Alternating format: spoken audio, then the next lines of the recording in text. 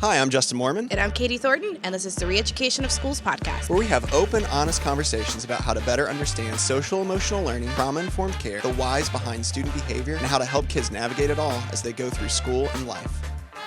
All right, welcome back. Episode 15. I'll be there for you, connecting with kids. We're going to be talking a little bit today about, really, I guess it's in the title, about how to connect with kids, why that's kind of important, things like that. We're going to kind of jump into it. So we're kind of excited about this conversation again. It's something that we've touched on before. I'm sure we'll touch on it many times again moving forward because it's such an important thing.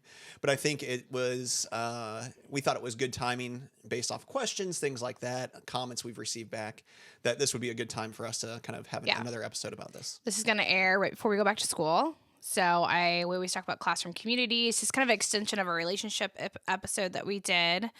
So it's how do we be more intentional about actually connecting with kids? So hopefully you walk away. This is more practical kind of strategies and things to do in your classroom to be more intentional about it. Yeah, exactly. All right. So we hear relationships are the most important thing. We hear that. We've said that as well. Yeah. But we heard it first from somebody else. It's not like we made that up. So relationships are the most important thing, but why? So why does this matter? Yeah, I think when we start talking about connecting with kids and as you're starting to set up your classroom community and those first few weeks of school, we talk about the 12 to 13 micro interactions, really start creating that sense of safety and belonging. So it's not some one big, like, getting to know you activity the first couple of days and then our classroom community is set, right? That's it. We're done. We all know each other. Some of that is just creating structure, routines, creating norms with the kids, having ownership in the classroom, really kind of starting to think, like, can I say 4 or 5 things about this kid? How much time have I actually invested with connecting with the student?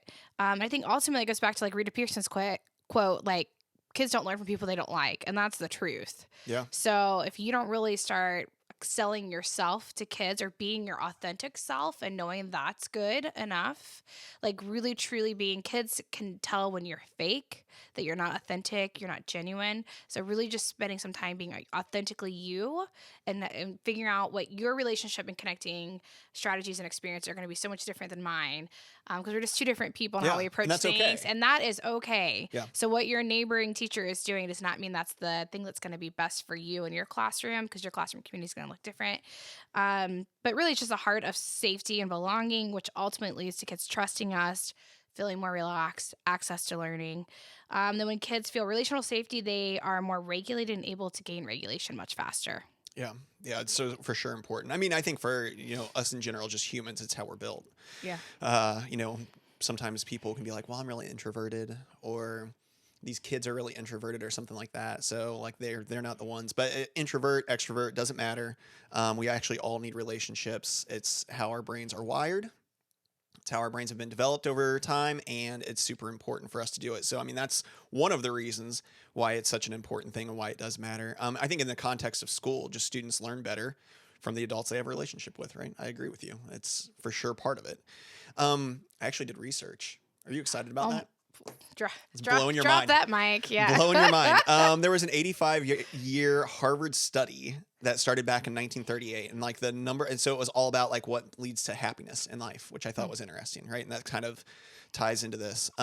So the number one thing that makes us happy in life and helps us live long is positive relationships. And so I'm going to fire through a handful of these facets of this, if that's okay. Do I have your permission? Yes, please. I'm gonna sit in your seat right now. In what world I'm ever asking permission for what I say. Okay, so some of the things it talked about was safety and security. I think what you'll find is this: you're gonna find a lot of stuff that, had we been paying more attention maybe as a society, I think a lot of the things we say now about trauma and trauma-informed care and how to work with students and how to work with people, all those things, it's stuff that we probably actually had already learned at different times. We just hadn't really, for whatever reason, pieced it all together yet. Or put value to it, right? Yeah, right. So first thing was safety and security, which we talk about all the time in classrooms. So who would you call if you woke up scared, in the middle of the night? Who would you turn to in a moment of crisis? So that's important for kids too, not necessarily who they're calling in the middle of the night, but would they turn to you in a moment of crisis as a teacher, as a person, as a trusted adult? Learning and growth, who encourages us to try new things, or to take chances, or to pursue your life's goals. And even as I'm going over these, for us, it's still summer. This is like closing in on the end of summer, probably when people are listening to it. And again, we also recognize people might listen to this whenever.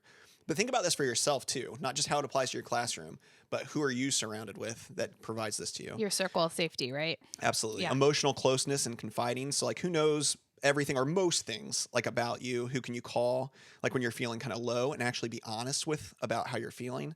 Identity, affirmation, and shared experiences. So is there someone in your life who has shared many experiences with you and who helps you strengthen your sense of who you are? How are you building as a teacher experiences that your class can share with you and can share with each other? Like, are we building in shared experiences, or are we just plowing through curriculum, right? I think that's an important thing for us to kind of be aware of. Help, like both informational help and practical help. Like, who do you turn to if you need some expertise or help solving a practical problem? Like, if you needed to plant a tree or fix your Wi-Fi connection, we turn to Josh if we need to fix the Wi-Fi, right? Like, that's how all technical problems. Maybe he can plant trees too. I don't know what his skill set is overall, but that may be who we turn to. And who can the kids turn to for help? Again, it doesn't have to just be you. Have you built an environment where your kids can turn to one another for help with things in your classroom? And then fun and relaxation. And I think actually a little bit in our next episode, we'll even talk about this a little bit more, kind of this idea of fun and relaxation. But who makes you laugh? Who do you call to go see a movie with or a road trip? Make you feel connected? Who are you able to play with, right? Who are able to do stuff that's fun and kind of play with? How are you building that into your classroom? Do the kids feel like that's possible? Again, talk about that in a future episode, our next episode, actually. But I thought those were interesting things around why it's important, right? So it's important because when we have all those things that are listed in this kind of Harvard study, you find that actually people live longer. Like physically live longer lives. They have a higher level of joy. And that shouldn't be surprising to us because those are things that help heal the brain from trauma. Yeah. And we know that trauma and having like high ACE scores, all the things that we've talked about before already, but having high numbers of those actually impact our body and actually lower our lifespan and can impact us negatively. And so by doing these things, by building these healthy relationships, we actually create a situation where we can heal our brain and we can actually extend how long we live, and what quality of life that is. So I thought that was kind of interesting. Yeah, it also makes me think about, because I am such a proponent of school culture and climate, because you can control, right? There's a circle of control, then your circle of influence, right? And circle of concern. But like, so you can control your classroom environment. But I really think great schools are like their culture and climate is so good. And those principles should be true within your colleagues at school. You should feel that with your administrator or like a team. So if you're like going to a school, and we see this a lot with people that come in and interview, like, hey, I love teaching. I loved my class last year, but I just don't have. Yeah, gets said a lot. It gets said a lot. I didn't have the system. I didn't have the support. I didn't have a trusted person. I didn't have anybody to help me learn and grow. I feel like I'm not didn't feel like I was connected. Yeah, to the school climate. So we're talking about, this all kind of goes back to like teacher burnout, joyful teachers, regulated adults, all comes back to that culture and climate within a building. And those principles should be true within your building. So if that's not happening in your building, I would say one of the things you got to do before you even start a lot of this work is start creating those systems. And we'll have I think 2 episodes from now, we talk about staff wellness and those kind of things, but start creating the systems in which your building can start thriving with some of those principles in place so that when teachers are happy, we probably have happy, joyful classrooms. Yeah. But I love also what you talked about with that shared experience. Because a shared experience, it's so give them curriculum, right? That's not a shared experience. Something you're discovering and developing together, which kind of goes into our next episode of play too. Yeah. But all really important to have that commonality together. Yeah. Administrators out there, I think that's such an important thing. I always, when I was in a different role that wasn't just in a classroom, like I always tried to look at what I was doing with staff as like a different version of how a classroom would run, right? So a lot of the stuff that we say is important in a classroom, and I think that gets missed sometimes. A lot of the stuff that's important in a classroom, like, right, building in good relationships, building in fun, building in shared experiences, we should actually be doing as administrators. I say we, I'm not an administrator, but you should be building in those same kind of experiences and kind of, again, culture, climate, whatever, of that with your staff as well, because it should be a similar kind of thing. We're bad about not doing the things we say are important and actually work for a classroom with adults. It's odd to me. Yeah. Okay, so as we intentionally start planning on restarting this next school year, how can we make these connections with kids? Yeah, I've got a list going, but I also want to say the organization Character Strong, which does really great SEL work within schools. So if your school's not connected with them, I've been thoroughly impressed. And really, at the foundation of it all, they're a trauma-informed organization. But they have a Tier 1 fidelity checklist, which I think is really on point. So if your organization, you can go to characterstrong.com. I'm sure Josh will link that. But the Tier 1 fidelity checklist is free for anybody that wants to download that. So I think that's a good, go back to your school, have yourself rate yourself, have your team do it and talk about like what are the parts that we're missing or we're not super intentional about. But some of the things you're going to see is like greeting students at the door each day. If you are sitting at your desk doing lesson plans or getting stuff ready for the day and you are having a missed opportunity to make sure someone feels greeted and welcome, you should be at the door. Hi, Justin, how are you this morning? Hey, how'd your game go last night? Those are quick, like 15 minutes as the kids are entering. Awesome opportunity to have those micro interactions with them. It doesn't take a lot of time. Get a temperature check for the day. It's like when you're doing that, you can kind of see who's off before your day gets started so that we can start being proactive in the self-adjustment. So if you don't have a temperature read before you kind of get that group going in the morning, then I think that's where we miss sometimes some kids that we could be a little more proactive. They need breakfast. They need to go for a walk. They need to talk about what happened before they came to school. Those kind of things. Get a temperature check. Use community building circles. So we always say you don't have to circle up, but you should be having some type of unstructured like meeting time where people can talk and about maybe something that's happened or you need to reflect. Sometimes it's proactive, sometimes it's reactive, but just like community meeting to kind of talk about maybe what's going to be happening today or a problem we had yesterday. It's a great way to create interactions. Make those micro interactions daily with each child. So be intentional. Like, have I even really authentically talked to that student today or had anything other than directions given at them? Get to know a little more details and follow up on that with your kids. Listen to and play into the interest of kids.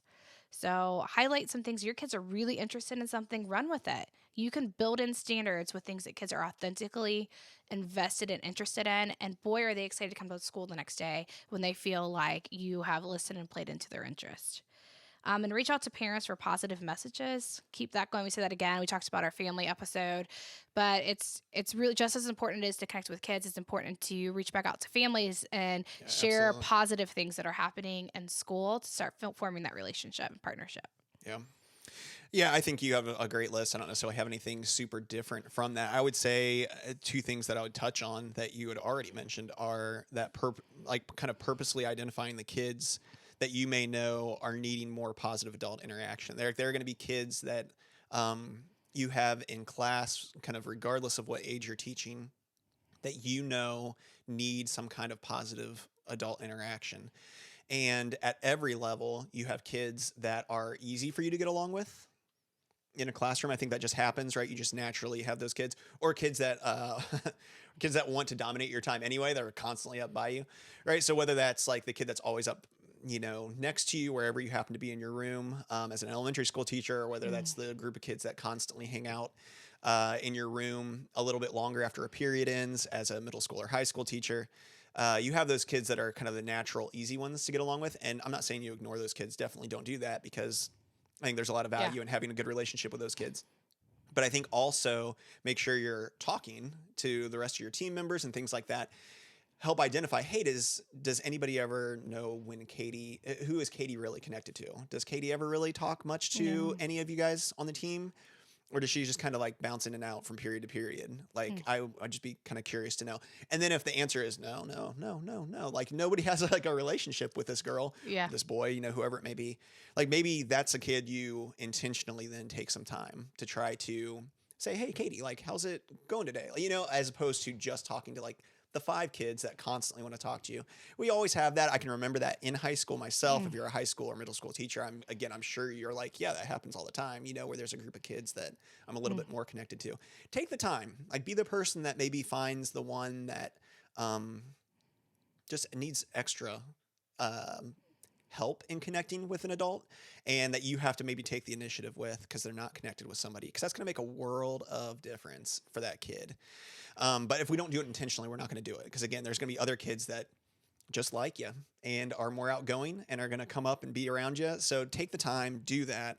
I would actually go one more step too and say, I know we're talking more about staff a little bit overall, but as a staff member, every year you probably have like some new people that come in or people that have been there a long time. Take a look around and identify the staff that you're like, I don't know that they really go into anybody else's classroom and hang out during lunchtime or or at the after end of school the day or anything like that. Go find those people and connect with them, because all of us, again, humans need connection. It's not just a kid thing. Obviously important to do it with your kids, but that's a kind of a plug to do I it think with. that's good. Like to fold them in, invite them to the happy hour, make them feel welcome, because when everybody's on board and working really strongly together as a team, then your kids are getting the support they need. Yeah. And just what a difference it makes if you're kind of feeling lonely or on an island or something like that. It'd be super helpful. And then the other thing that I was going to talk about that you kind of touched on was like finding ways to build times of connections into academics. One way you can do that is with circles. There's a billion ways you can do it. Don't get so focused on like the academic time is separate from connection. Connection time can be an intentional, specific time. That's fine. Where you're specifically connecting and having your students connect. That's okay to have a time that's just that. But you can also have math be a time when there is also connection happening. You can have reading, your ELA time. You can have whatever period you teach as a teacher. You can have the academics actually connect with that. Think about how you're doing that, because I think that it's really just crazy important to have connection built in while you are actually doing the academics as well. Yeah, and I think it's really good teaching practice would say we should be conferencing with kids about their instruction and work at any grade. We should be having small groups, opportunities to enrich or reteach for intervention. Those are all great times to have some more personal interaction and connection with kids that have to do with instruction, but they're also great micro interaction opportunities. Yes. So if your instruction looks like a lot of direct instruction and everyone's sitting there listening to you, or it's all whole group, I would really challenge you to look at, first of all, your teacher evaluation rubric, and then two, think about how can I be at least more intentional about like how am I going to conference or give like feedback. We know feedback loops that are timely for staff or students. How do I provide timely feedback, which also is a micro interaction in a supportive manner. All really important stuff, I think. So if we're intentional about it and we're thinking about it, I think that's going to be helpful. But yeah, just remember, like those things don't have to be separate. They can be integrated, really. All right. So what are the most important aspects of connection? I think you talk about this a lot. We do a lot of PD together, and I really have started thinking about those components that you talk about and really think about my closest people in my life and how this really does play out in so much truth. But we talk a lot about stability and being consistent. So there's not a surprise. That predictability, the routine, structure, I think those are all good things to have in place that help provide time and space for connection. People like to know what they're getting, what they can experience, but it's just comforting. All focuses back on those boundaries. Systems that keep everyone accountable and allow flexibility, though. Just because we have a system in place doesn't mean we're not flexible. Sure. But there has to be some order so that we can make adjustments when we need to. So if you don't have like structure, routine, order in your classroom, I would think, or even in your building, like, right? Or like of a staff meeting or like a schedule, right? Like you have to have some of that in place.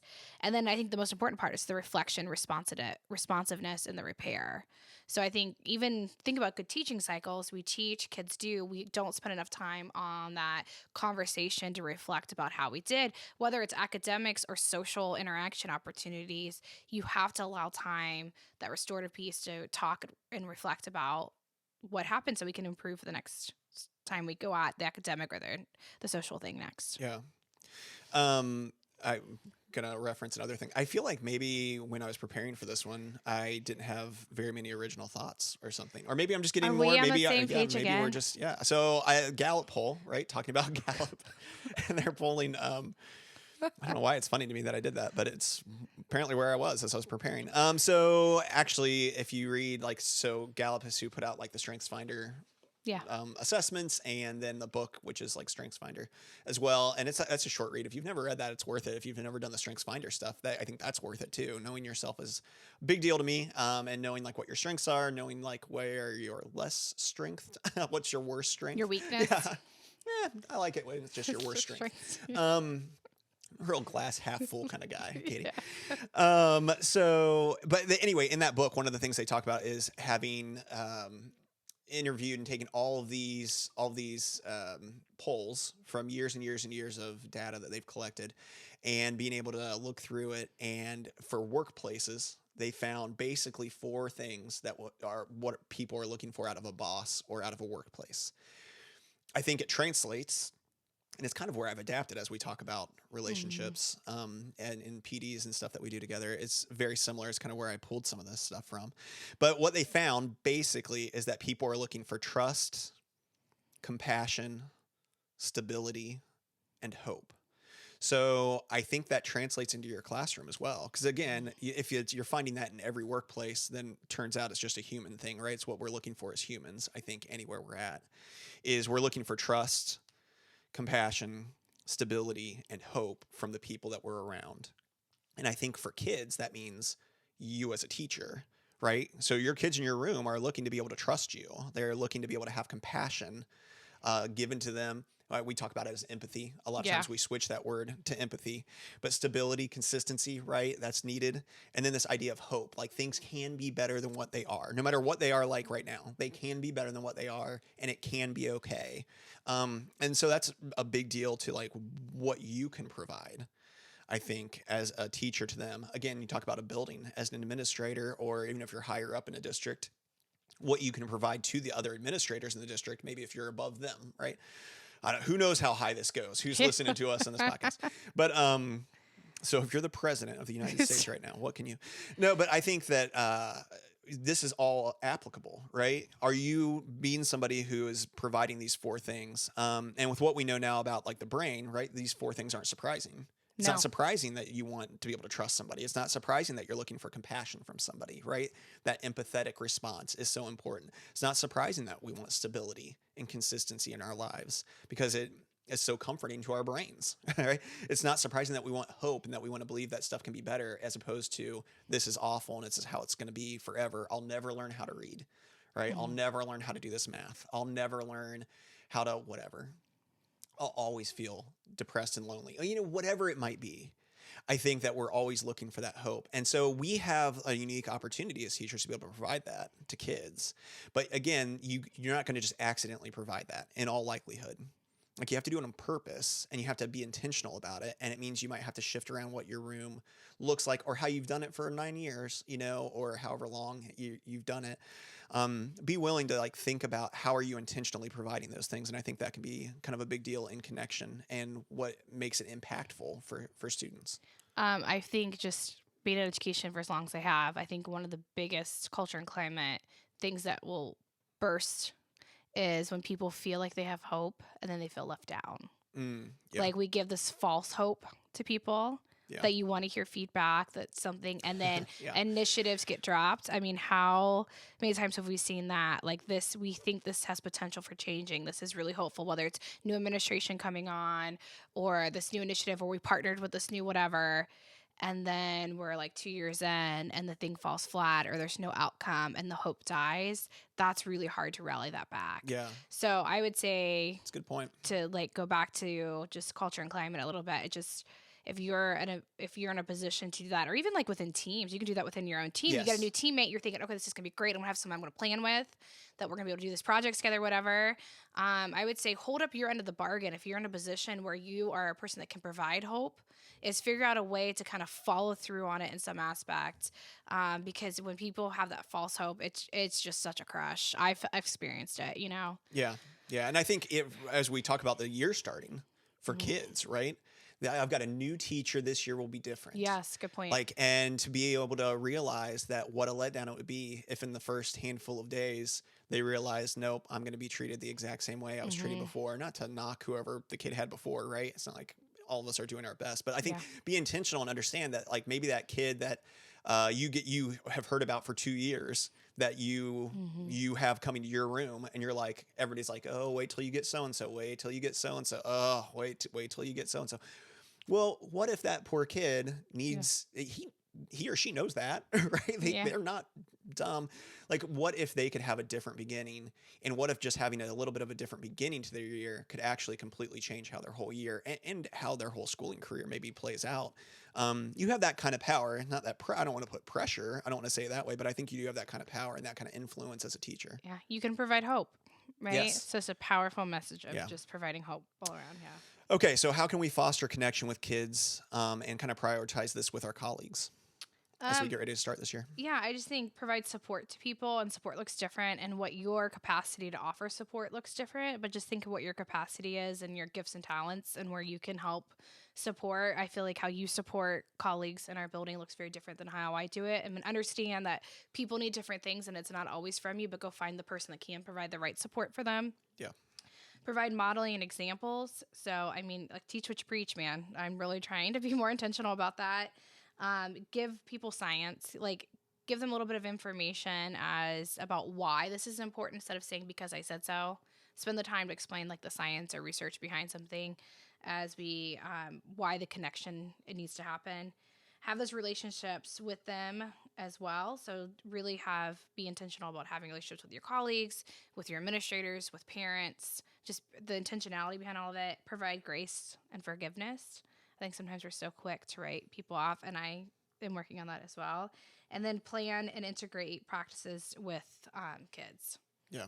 No, I think those are all good. Yeah. All good things. I think it's a good reminder, and I touched on this already. I won't hang around in this topic for a super long time, but I think it's good to remember that the kids in like the best situations just in general, as far as like home life and history goes, are the ones that actually need the least from us to feel connected. So don't hear, like, I'm not saying like they don't matter, like the kids that are doing well don't matter or anything like that, but they just don't require nearly as much from us to feel the level of connection that maybe other kids need a lot from us to feel. Like some other kids may need a ton from us to feel the same level of connection that, most kids only need a little bit from us. So that goes back to the whole idea of equity, right? Yes. Everybody kind of gets what they need. Yeah. Our kids start their morning typically with conversation from us, good morning, breakfast, hope you have a great day at school, right? Our kids go into our own personal children, go into school with a really good start with consistent loving adults in their life every day, and they start with a really good morning. That is not the story for all of our kids, and that's where the equity comes in. It's beyond kids' control. So I think some of the pushback we get from trauma-informed care is, what about the other kids? Yes. These are good practices for everyone. Connection is good for everyone, and everyone benefits from modeling the connection practices. And sometimes the level of connection or intentionality is the equity piece that you have to put into play with this. Yeah. Yeah. I think that we have a lot of, tier one, like everybody gets them kind of stuff. Yeah. We just did an episode on PBIS, right? And like that bottom kind of the pyramid, the bottom 80% or so. But those kind of things will work, again, for about 80% of the kids. Remember that. I think that's an important thing to remember. So some of the toughest kids with some of the toughest stories and backgrounds probably need something more than what you just always have done. That works. It works for most of the kids. This one just doesn't get it. Sometimes you hear it phrased that way. Yeah. Well, most of my class is fine. It's just this one doesn't get it. They don't get the system. And I'm like, okay, well, like that's I'm not saying that's bad. I just think watch when you're saying that, what that really means. And so then what are you doing to help that kid get it? Like, what is the other thing that kid, and that maybe nobody else does get in the room? Maybe they're the only ones that do get access to whatever this other solution is, that is this extra need that this kid has. And that's not bad. Again, that's not leaving the other kids behind or anything else like that, or being unfair. I think it's actually an incredibly fair thing to find the ones that maybe need more and then provide what that more is, provide that hope, right?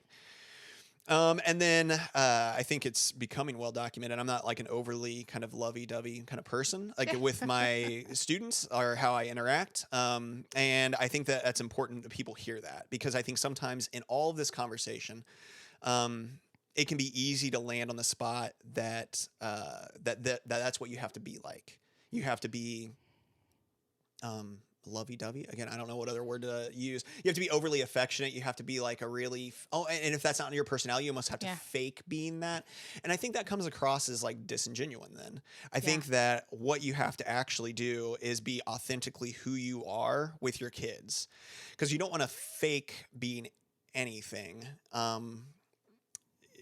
consistently and expect that kids are going to buy into that, because kids are good at like recognizing when you're being fake. And I think especially the kids that probably have had more of a traumatic past, their radar is constantly on for who is being fake to me in life. You actually probably be better off being fake with the 80% of kids that are fine. You know what I mean? Like they'll buy in. They're like, yeah, this is who they are. Like, but it's those other 20%, maybe even that top 5%, that their radar is constantly on for who's being fake, and actually just being genuinely who you are in a consistent way is going to be what helps those kids know what they're getting from you. And again, that actually still builds in deep connection. Like there's still like a really deep connection, and they still buy in that you're like their person.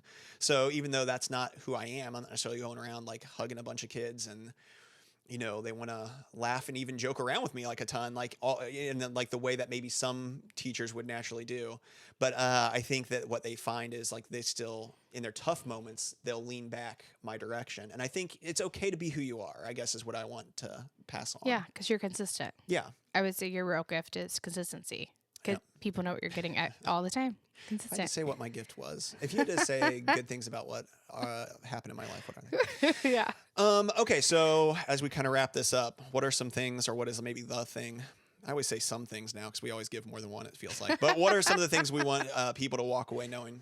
I would just say it takes time. Allow yourself some time and grace to be intentional.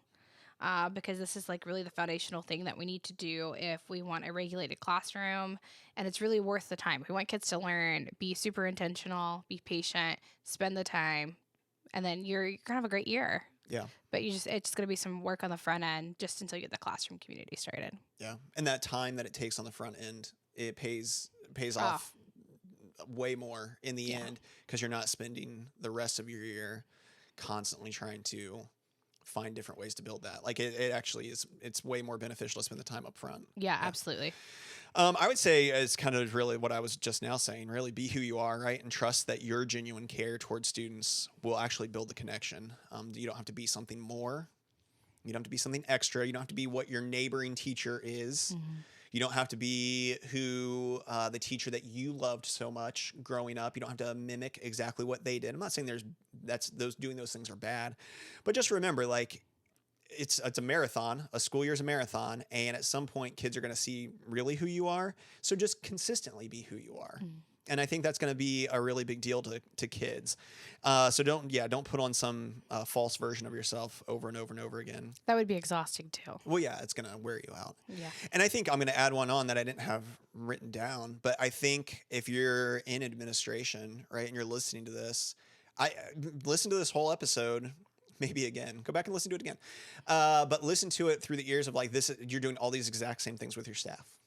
Yeah. Everything we're saying you could be doing with that we're saying teachers should do with their kids, you could be doing with your staff, and that's going to pay off big time in the long run, because people are going to buy in and feel connected to you. They're going to see that you're a human, and they're going to buy in that you're on their side and know who they are, or know who you are.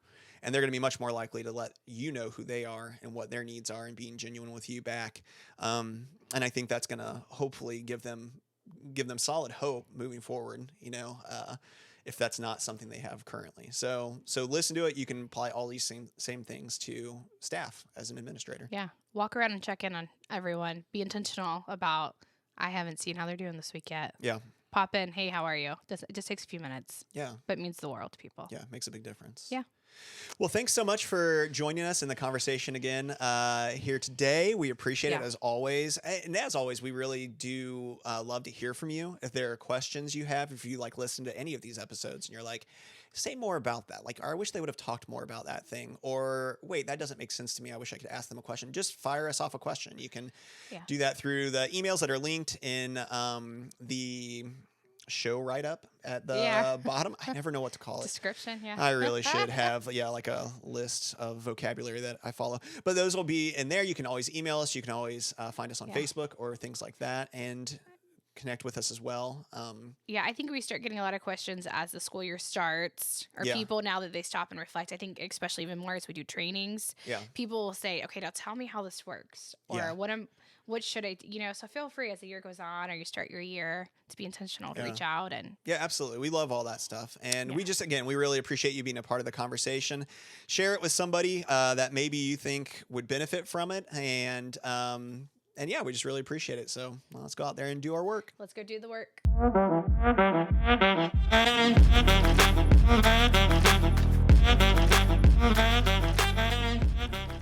Hey, everybody, let's keep the conversation going. Like and subscribe below and keep the comments rolling.